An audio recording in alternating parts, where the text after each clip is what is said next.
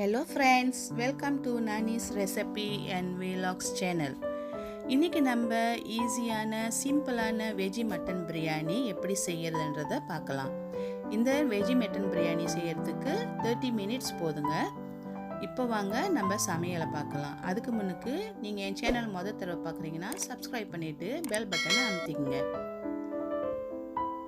இந்த கப்பில் 2 கப்பு அரிசி எடுத்துக்கோங்க. நான் யூஸ் பண்ணுறது பஸ்மதி ரைஸு. அரிசியை 2 தடவை நல்லா அலசி எடுத்துக்கோங்க. இப்போ இதில் கொஞ்சமாக தண்ணி ஊற்றி 10 நிமிஷம் சோக் பண்ணிடுவோம். ப்ரெஷர் குக்கர் ஆன் பண்ணி 3 டேபிள் ஸ்பூன் நெய் விட்டுக்குவோம்.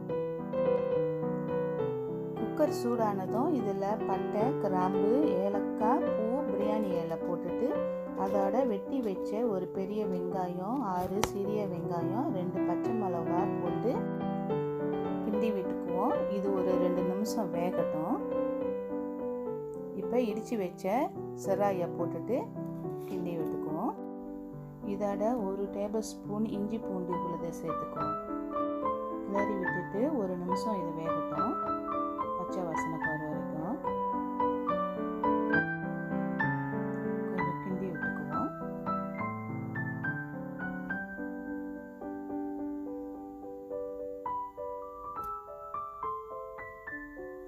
இப்போ இதில் ஒரு 6 முந்திரி பருப்பு போட்டு 1 நிமிஷம் அப்படியே கிண்டி விட்டுட்டு அது வேகட்டும். இதோட 10 முந்திரி பழத்தை சேர்த்துட்டு 6 நிமிஷம் வேக வச்சுருவோம். 2 பண்டான் இலையை உள்ளுக்கு போட்டுட்டு இதோட 2 தக்காளி பழம் வெட்டி வச்சுருக்கிறதையும் உள்ளுக்கு சேர்த்துட்டு கிண்டி விட்டுக்கணும்.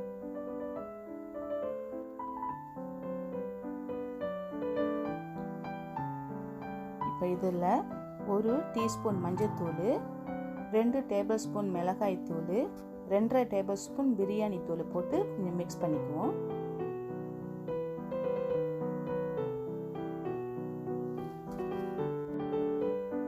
இதில் ஒரு 1/4 கப்பு கிட்ட தண்ணி சேர்த்துக்குவோம். ஏன்னா இந்த மசாலா வந்து ரொம்ப ட்ரையாக இருக்கக்கூடாது.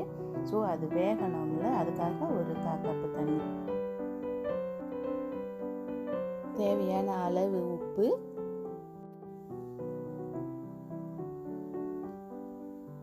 கொஞ்சம் கிண்டி விட்டுட்டு சுத்தம் செஞ்சு வச்ச ஒரு பிளேட் வெஜ் மட்டனை சேர்த்துக்குவோம்.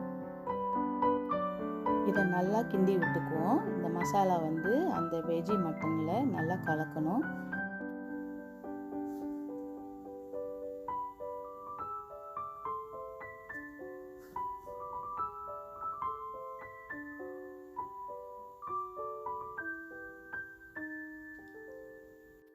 இப்போ இதில் பாதி வெட்டி வச்சுருக்கிற கேரட்டு, 2 கப்பு cauliflower,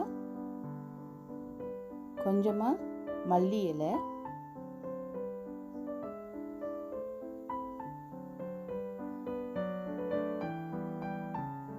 கொஞ்சமாக புதினா இலை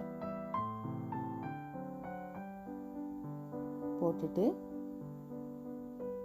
இதை அப்படியே கிண்டி விட்டுக்குவோம். நல்லா மிக்ஸ் பண்ணிக்குவோம்.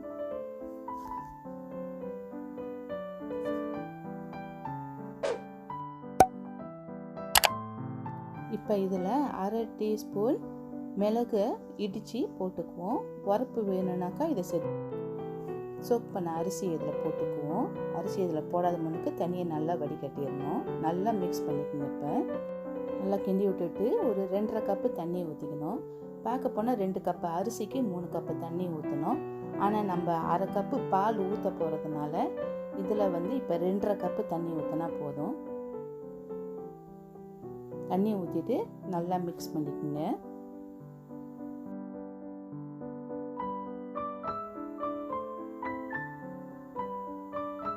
இப்போ இதில் 1/2 கப்பு தண்ணி பால் ஊற்றிக்கணும். லைட்டாக மிக்ஸ் பண்ணிக்கோங்க. இப்போ இதில் 1/2 டீஸ்பூன் லெமன் ஜூஸ் ஊற்றிக்குவோம். லைட்டாக கிண்டி விட்டுக்குங்க. இப்போ இதை மூடி ஒரு விசல் வர வரைக்கும் வேக விட்டுக்குவோம். இப்போ இதை ரைசன் போட்டிருக்கிற பட்டனை தட்டி இதை வேக விட்டுடணும். 12 நிமிஷத்துக்கு வேகும்.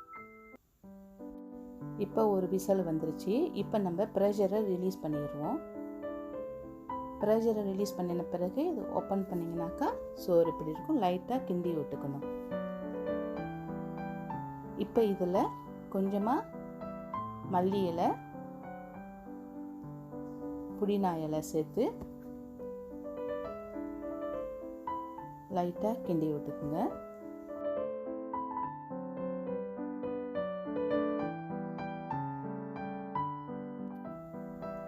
Veg mutton biryani ready.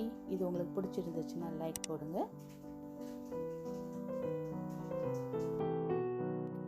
இந்த வெஜ் மட்டன் பிரியாணியை வெள்ளரி தயிர் பச்சடியில் சேர்த்து சாப்பிடும்போது ரொம்பவும் சுவையாக இருக்கும். நீங்களும் ட்ரை பண்ணி பாருங்கள். லைக் பண்ணால் கமெண்ட் பண்ணி சப்ஸ்கிரைப் பண்ண மறந்துடாதீங்க.